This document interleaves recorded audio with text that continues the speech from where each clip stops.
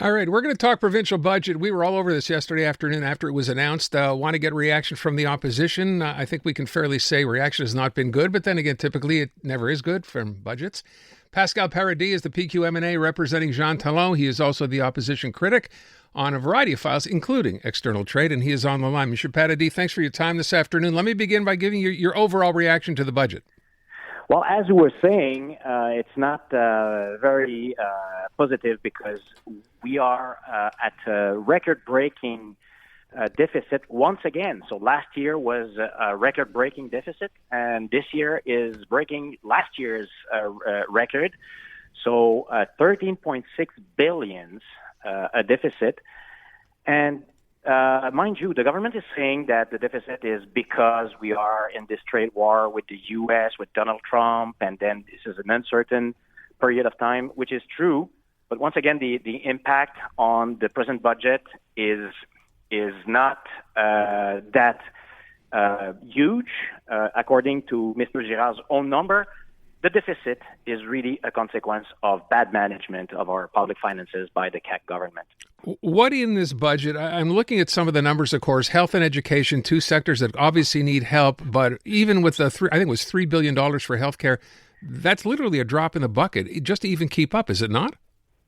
Exactly. So this government, this CAQ government, is managing to do something incredible. A record-breaking deficit at $13.6 billion and not investing enough in health and education, where all stakeholders are telling us we are not keeping up pace with the needs and the raising costs of the system and education and health system. They're looking for compressions, for cuts in the budget, and it's the same thing for francisation. It's the same thing in the justice sector, in the regions, everywhere. So this government is managing to do both. Incredible. Are you suggesting with respect to francisation, as you refer to it, there's not enough in this budget? There are increases here. Well, the government is saying the same thing that has been saying for months now. Yes, we're investing a lot on francisation, but unfortunately they're breaking a system that was functioning. Within the school system, adults, immigrants were able to take classes in a very professional environment and really be integrated thanks to an expertise that we had for decades. And now that system has been broken. Professors has been laid off, and now a new system is being built, or apparently, but it's resulting in waiting lists. It's resulting in immigrants not being able to register and to have francisation classes.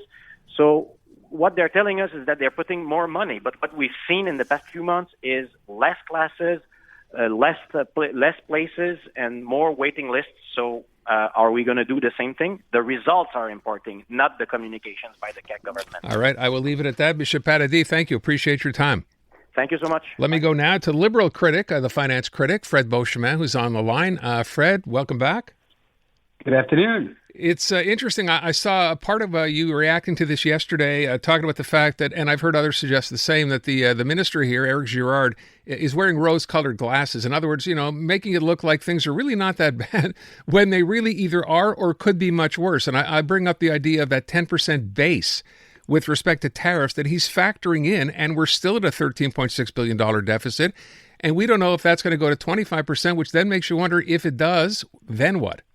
Yeah, I mean, this path to balanced budget is totally not credible.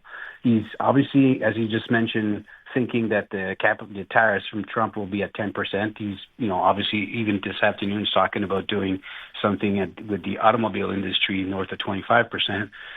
He's actually estimating that the growth in Quebec will be at 1.1%. Even Desjardins is saying that we are in a recession now, and as of April 1st, we will be entering 3 consecutive trimesters of negative growth for the GDP. And to make things even worse, the capital gains tax is included in his budget, and everybody knows that Ottawa, that's going to be totally demolished, and so therefore it doesn't make any sense for Girard to be including it in his budget, but he's including it, and that is, hold on a second here, $4 billion for the next 5 years. So he's already in the hole by $4 billion. This budget is dead on arrival. I wonder too, and maybe I don't understand this well. I see that a couple of the issues here, like for example, that $125 that you'll be paying if you drive an EV, that doesn't go into effect until Jan of 2027. So after the next provincial election. What's that about? It's called political courage or lack thereof. The thing is that the CACs are a bunch of buffoons. They're talking the game about, being fiscally disciplined, yet all the hard decisions they're leaving to the next government, which we're all hoping it's not going to be them and it's going to be, it's going to be us that this responsibility will fall onto. But all these decisions that the CAC is talking about in terms of rationalizing the fiscal expense, it's all after the next election. Talk about lack of courage. I would go back to some of the things that are in here, including this idea, by the way, and I don't know if you've talked about this, the money being given to the English community. I'm trying to remember the term used in the budget because of the heightened psychological damage or problems that are being exhibited in that community. It's kind of like a shot at the same time as saying, we're going to give you some money. We know it's really, really bad. Well, as I said, they're a bunch of buffoons, and they're lacking respect for many people in our community. So, unfortunately, that's the way we have to deal with these guys. I will ask you another thing with respect to. So, I know there's $11 billion here in infrastructure funding, right? That seems an awful lot of money. What does that leave, or what does that leave for public transit? Well, specifically as it relates to public transit, I don't think it's much. Right now, what the plethora of programs that are going to be activated by this additional $11 billion next year has yet to be determined, but the thing that was specifically being part of the Programme québécois des infrastructures is going to be announced. But it is spending money to activate the economy. In times of recession, I have to give credit to the government in that regard. It's the thing to do. Now, whether or not they're using it wisely or are they going to put money in just CACist writing as opposed to all writings on an equal basis, I don't know. It's the CAC, right? So we don't know what to expect from them. Okay, let me touch on a couple of other points in here with respect to, for example, we had Pascal Paradis talk about francization. I noticed there's increases here for the cultural and arts community and francization as well. Again, maybe I'm taking the wrong perspective here, but at a time when we're running a deficit this large, do you think that's the right decision? In a time when we're running a deficit this large, the thing that we should not be doing is managing our expenses like drunken sailors. The budget, the deficit is increased by $4.4 billion since November, because in November, these guys were saying that the budget for this year, for 25-26, the one we just talked about yesterday, was going to be about $9.2 billion. And yesterday, they announced it at $13.6. So it's up $4.4 billion. And they're saying that the reason why that is because of the Trump tariff. Yet, when you look down into the weeds of the budget, you realize that there's only $460 million specifically to respond to for small and medium-sized businesses in light of the Trump tariff. Mm-hmm. The rest is just additional spend.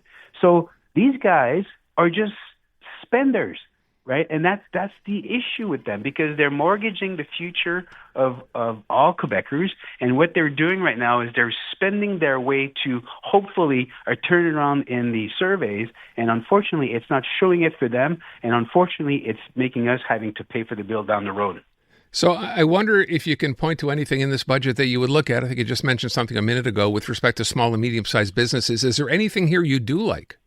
Yeah, this is the second to last budget from the CAC. Next year, it will be their last one. So you like that it's the second to last budget overall? That's right. Okay, that's not a lot to like. I would just ask one last thing. I noticed that, we heard a story the other day about the lack of teachers in this province. The government's going to have to spend money there. Also going to try to encourage, I think the number was $60 million or more, to try to, and this is something Bernard Drinville's brought up before, to encourage people who've left the system, right, the teaching system, the education system, to come back. But it would seem to me there's a much bigger problem at play here, the fact that people are leaving in the first place and simply don't want to do that anymore. That's right. I mean, it's just another example of them throwing money at a problem, not doing basic management 101, which is, set yourself some parameters on how to measure success. Set yourself some parameters as to what it is that you're trying to fix and what are the objectives that you're trying to achieve.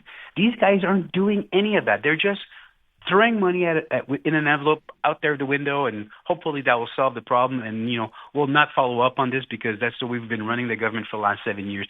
That's the issue. Management 101. If we could actually just put our thinking cap on and do proper management, I am sure we would be able to save billions of dollars within this government. And the way that these guys are going at it, it's just so pathetic. Fred Beauchemin, Liberal M&A finance critic. Fred, thanks so much. Appreciate the time as always. You guys take care. Take care.